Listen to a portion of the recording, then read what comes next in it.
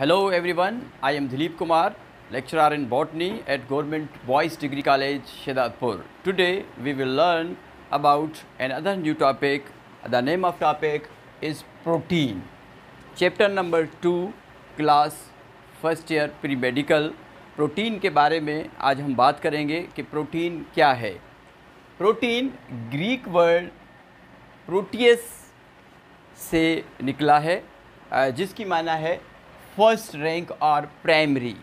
इससे पहले लेक्चर में जो हमने पढ़ा था कि जब सेल से एवोपरेशन हुई थी और जो dry weight of the cell बचा था, उस ड्राई वेट जो सेल का जो ड्राई वेट था उसमें जो सबसे ज़्यादा तादाद थी ऑर्गेनिक मालिक्यूल की, वो थी प्रोटीन की। ठीक है, प्रोटीन की तादाद ज़्यादा थी ऑर्गेनिक के हिसाब से। अगर इनऑर्गेनिक के हिसाब से ह्यूमन बॉडी में, हमारी बॉडी में हम बात करेंगे तो है वाटर की तादाद ज़्यादा है।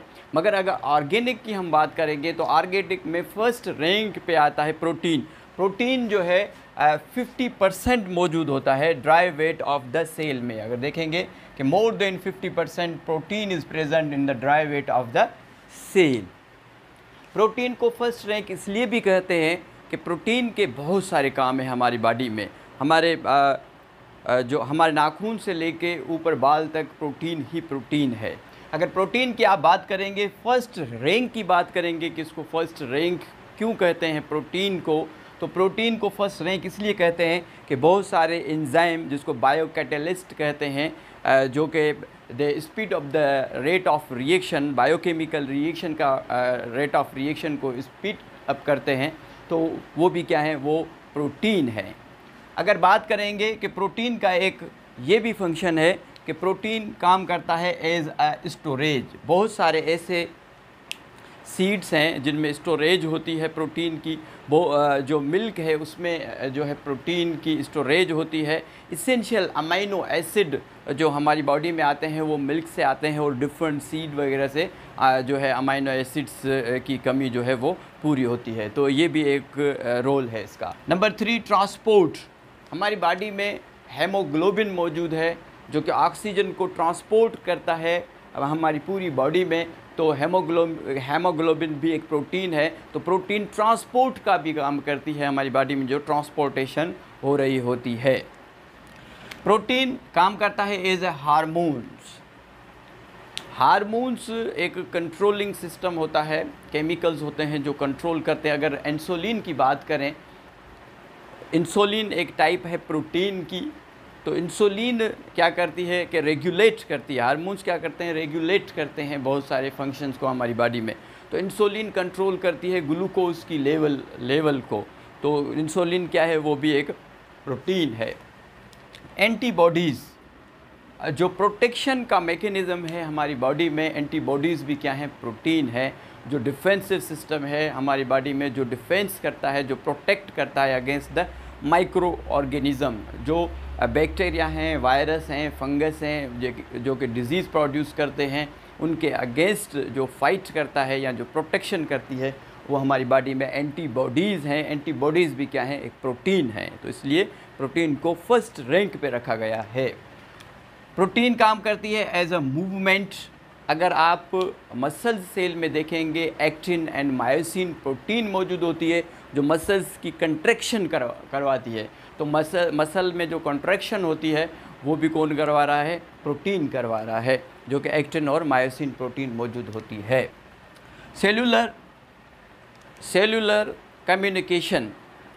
कम्युनिकेशन, एक सेल से दूसरे सेल के बीच में कम्युनिकेशन का प्रोसेस भी प्रोटीन करवाती है। जैसे अगर एक न्यूरॉन से दूसरे न्यूरॉन्स में इंफॉर्मेशन ट्रांसफ़र होती है, तो डेंड्राइट्स जो रिसीव करते हैं स्टिमुलाई को, वहाँ पे एक स्पेशल टाइप के रिसेप्टर प्रोटीन मौजूद होती है जो न्यूरोट्रांसमीटर को रिसेप्ट करती है। तो एक कम्युनिकेशन का काम भी होता है। ये तो होगी प्रोटीन की फर्स्ट रैंक की बात कि कितनी इंपॉर्टेंट है प्रोटीन की, जो कि 50% मौजूद है। ऑर्गेनिक मालिक्यूल के लिहाज से प्रोटीन की फर्स्ट रैंक है। ठीक है, तो प्रोटीन क्या है, पॉलीमर ऑफ अमाइनो एसिड हैं।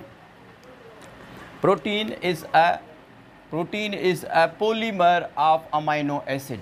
मीन्स के अमाइनो एसिड पोली मीन्स मैनी, बहुत सारे अमाइनो एसिड आपस में एक स्पेशल बॉन्डिंग होती है, जुड़ते हैं, जिसको पेप्टाइड बॉन्डिंग कहते हैं, और एक लॉन्ग चेन बनती है जिसको पॉलीपेप्टाइड चेन कहते हैं। This polypeptide chain is called protein. तो प्रोटीन में जो यूनिट हैं, जिसको यूनिट्स कह रहे हैं प्रोटीन में, या जिसको हम मोनोमर कहें, वो क्या है, अमाइनो एसिड हैं।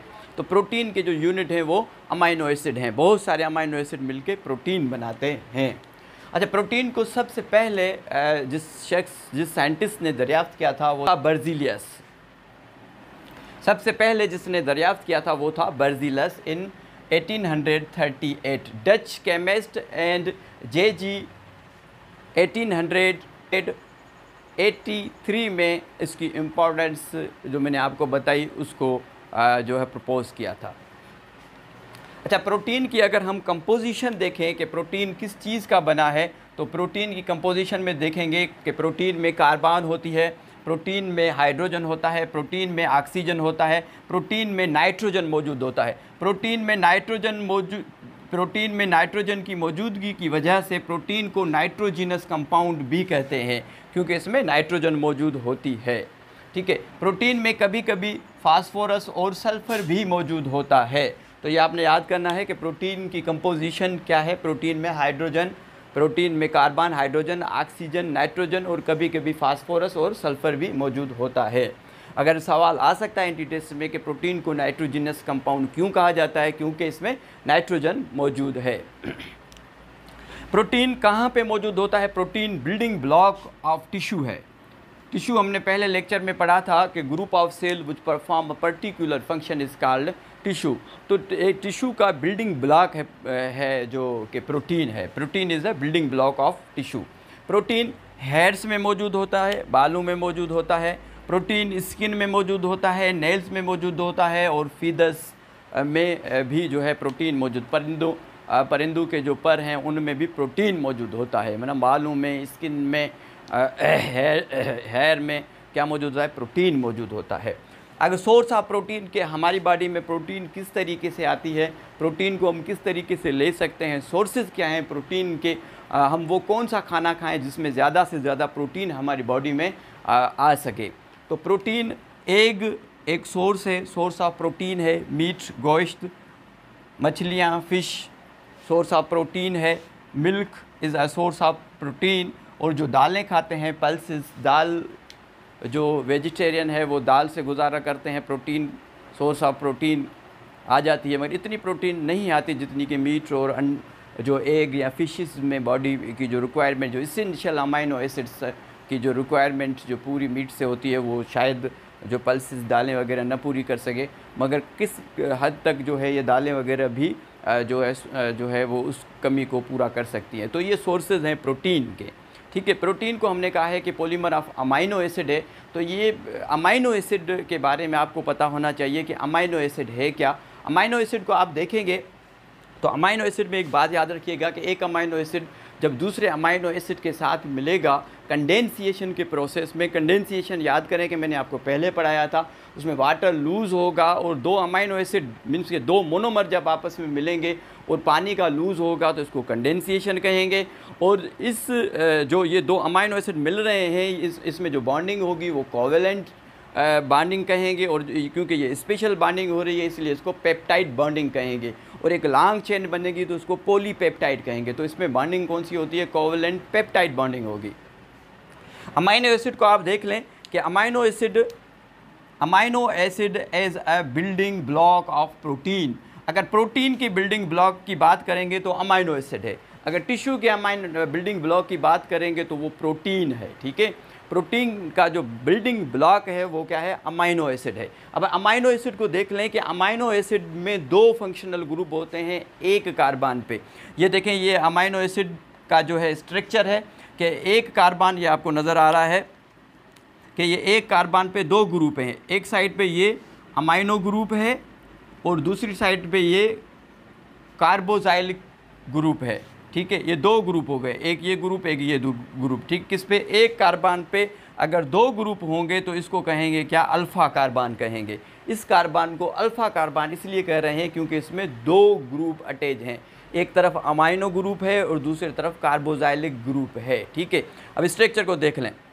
और ये जो आर नज़र आ रहा है, ये R for any alkyl group या इसको रेडिकल ग्रुप भी कहते हैं। ये जो स्ट्रक्चर है ये वाला स्ट्रक्चर सेम रहेगा अमाइनो एसिड में, मगर जब भी ये आर अल्काइल ग्रुप या जिसको हम रेडिकल ग्रुप कह रहे हैं यहाँ पे चेंजिंग होगी तो अमाइनो एसिड का नाम भी चेंज हो जाएगा। स्ट्रक्चर चेंज होगा तो नाम भी इसका चेंज हो जाएगा। ये आपने बात याद रखनी है कि ये पूरा का पूरा स्ट्रक्चर सेम होगा, बाकी जो चेंजिंग होगी वो इसमें होगी, किसमें, अल्काइल ग्रुप या इसको एनी रेडिकल ग्रुप हम कह रहे हैं। Radical, R for radical change होगा तो अमाइनो एसिड का नाम भी चेंज होगा।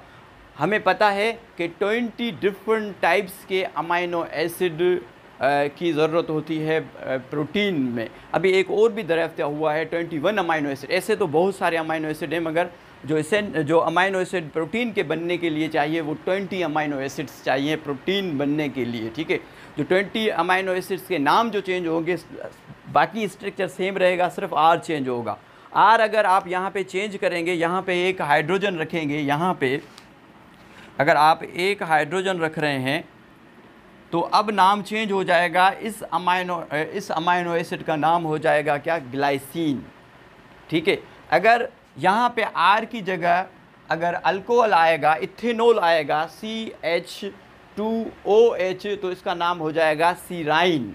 ठीक है, अगर यहाँ पे आप मिथाइल रखेंगे CH3 तो इसका नाम हो जाएगा एलेनाइन। ठीक है, तो इस तरीके से इनके नाम जो हैं वो चेंज होंगे। अब हम देखते हैं कि किस तरीके से एक अमाइनो एसिड दूसरे अमाइनो एसिड के साथ जुड़ के और एक पॉलीपेप्टाइड चेन बनती है, किस तरीके से कंडेंसिएशन का प्रोसेस होता है।